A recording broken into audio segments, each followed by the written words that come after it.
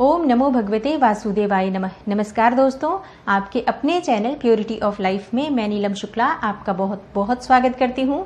दोस्तों, श्रावण मास की शुक्ल पक्ष की एकादशी तिथि को श्रावण पुत्रदा एकादशी व्रत किया जाता है और इस एकादशी का व्रत करने से समस्त प्रकार के पापों से, यानी कि कायिक, वाचिक, मानसिक जो भी हमारे पाप कर्म होते हैं, चाहे वो इस जन्म के हो या फिर पूर्व जन्म के हो, समस्त प्रकार के संचित पाप कर्मों से मुक्ति मिल जाती है। इस एकादशी का व्रत करने से वाजपेयी यज्ञ के समान पुण्य फल की प्राप्ति होती है। अगर नियम पूर्वक विधि विधान से इस व्रत का पालन किया जाए, भगवान श्री हरि विष्णु के विधि विधान से पूजा आराधना की जाए तो समस्त प्रकार के सुखों की प्राप्ति होती है, समस्त प्रकार की कामनाएं पूर्ण हो जाती हैं। और श्रावण मास में पुत्रदा एकादशी का व्रत अगर करते हैं निसंतान दंपति, जिनकी कोई संतान नहीं है, विधि विधान से भगवान श्री हरि विष्णु की पूजा आराधना करते हैं तो उन्हें उत्तम और योग्य संतान की प्राप्ति होती है। तो धार्मिक शास्त्रों में श्रावण मास में आने वाली शुक्ल पक्ष की पुत्रदा एकादशी को बहुत ही महत्वपूर्ण और शुभ फल देने वाली एकादशी माना गया है। आज की वीडियो में दोस्तों मैं आपसे बात करने वाली हूँ श्रावण मास में पुत्रदा एकादशी कब है और तिथि कब प्रारंभ हो रही है, कब समाप्त हो रही है, व्रत हमें कब करना है, पारण का शुभ मुहूर्त क्या है, पूजा की विधि क्या है, और आज अगर आपको संतान प्राप्ति की कामना है तो किस प्रकार से भगवान श्री हरि विष्णु की पूजा आराधना करें, कौन सा विशेष उपाय करें जिससे कि आपको उत्तम और योग्य संतान की प्राप्ति हो, धन की प्राप्ति हो और अखंड सौभाग्य की प्राप्ति हो, इसके लिए आज आपको कौन सा विशेष उपाय करना चाहिए। दोस्तों, वीडियो को पूरा जरूर देखिए। अगर आप व्रत करते हैं तब भी आप इन उपायों को कर सकते हैं, और जो लोग व्रत नहीं करते हैं वो भी अगर विधि विधान से भगवान श्री हरि विष्णु की पूजा आराधना करके इन उपायों को करते हैं तो निश्चित ही उनकी कामना पूर्ण होती है। इसलिए वीडियो को पूरा जरूर देखिए, और अगर आपको आज की वीडियो अच्छी लगे तो इसे लाइक कीजिए, शेयर कीजिए फैमिली फ्रेंड्स के साथ। और चैनल पर पहली बार आए हैं, अगर अभी तक आपने मेरे चैनल को सब्सक्राइब नहीं किया है तो चैनल को सब्सक्राइब कर लीजिए, बेल बटन को प्रेस कर लीजिए। इससे ये होगा कि इस तरह की सभी वीडियोस की नोटिफिकेशन आपको सही समय पर प्राप्त हो जाएगी। दोस्तों, सबसे पहले बात करते हैं कि श्रावण मास में पुत्रदा एकादशी कब है, तिथि कब प्रारंभ हो रही है, कब समाप्त हो रही है। एकादशी की तिथि प्रारंभ हो जाएगी 18 अगस्त 2021 को सुबह 3:20 पर और एकादशी तिथि समाप्त हो रही है 19 अगस्त 2021 को देर रात 1:05 पर। और पारण का शुभ मुहूर्त होगा 19 अगस्त को सुबह 6:32 से लेकर 8:29 तक। तो व्रत हमें रखना है 18 अगस्त को, जो कि बुधवार का दिन है, और आज आप व्रत रखेंगे और पारण आपको 19 अगस्त को करना है। शुभ मुहूर्त में ही पारण करना चाहिए, क्योंकि अगर पारण का शुभ मुहूर्त बीत जाता है उसके बाद आप पारण करते हैं तो व्रत का पुण्य फल आपको प्राप्त नहीं होता है। इसलिए एकादशी तिथि में हमेशा पारण के शुभ मुहूर्त का ध्यान रखना चाहिए। आज के दिन भगवान श्री हरि विष्णु की विधि विधान से पूजा करें, पीले पुष्प उन्हें अर्पित करें, पीले फल उन्हें अर्पित करें और पीले वस्त्र उन्हें अर्पित करें। भगवान श्री हरि विष्णु के सामने अखंड दीपक जलाकर उनकी पूजा आराधना करने से समस्त मनोकामनाएं पूर्ण होती हैं। अगर आप व्रत निर्जल रहते हैं तो अगर आपको सामर्थ्य है तो आप निर्जल व्रत रखें, मतलब आप शारीरिक रूप से स्वस्थ हैं तो आप निर्जल व्रत भी रह सकते हैं, और नहीं तो आप फलाहार के साथ इस व्रत के नियम का पालन कर सकते हैं। दशमी तिथि के दिन से ही आपको सात्विक भोजन लेना है। आप ध्यान रखें कि दशमी तिथि के दिन सूर्यास्त के बाद अन्न ग्रहण नहीं करना चाहिए। रात्रि में आपको भोजन नहीं करना है। अगर रात में आपको भूख लगती है सूर्य अस्त होने के बाद तो आप फल इत्यादि ले सकते हैं। रात्रि में भूमि शयन का विधान है और पूर्ण रूप से ब्रह्मचर्य का पालन करना चाहिए दशमी तिथि से ही। तो विधि विधान से आप दशमी तिथि से ही इस व्रत के नियम का पालन करें। द्वादशी तक इस व्रत के नियम का पालन किया जाता है।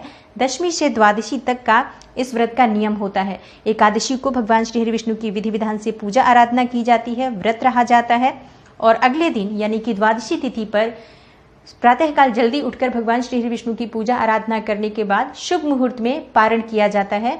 तो कुछ भी सात्विक भोजन ही हमेशा हमें पारण में ग्रहण करना चाहिए। शुद्ध घी में बना हुआ भोजन ग्रहण करें।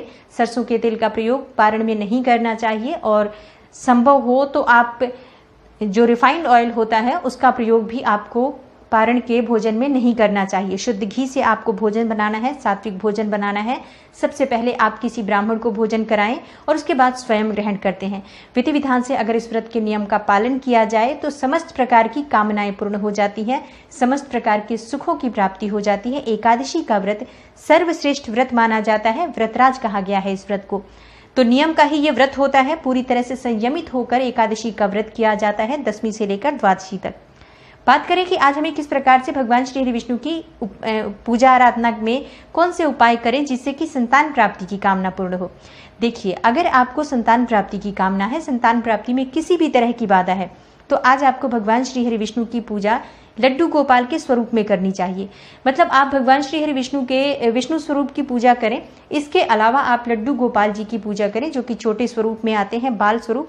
उस मूर्ति को आप स्थापित करके उनके सामने अगर आप शुद्ध घी का दीपक जलाते हैं, उनकी पूजा आराधना आप विधि विधान से करते हैं, पंचामृत का भोग उन्हें अर्पित करें, माखन मिश्री का भोग लगा सकते हैं, केले अर्पित कर सकते हैं, और उसके साथ ही आपको तुलसी पत्र अवश्य अर्पित करना है। भगवान श्री हरि विष्णु की पूजा में भगवान श्री कृष्ण को तुलसी पत्र के बिना भोग अर्पित नहीं किया जाता है।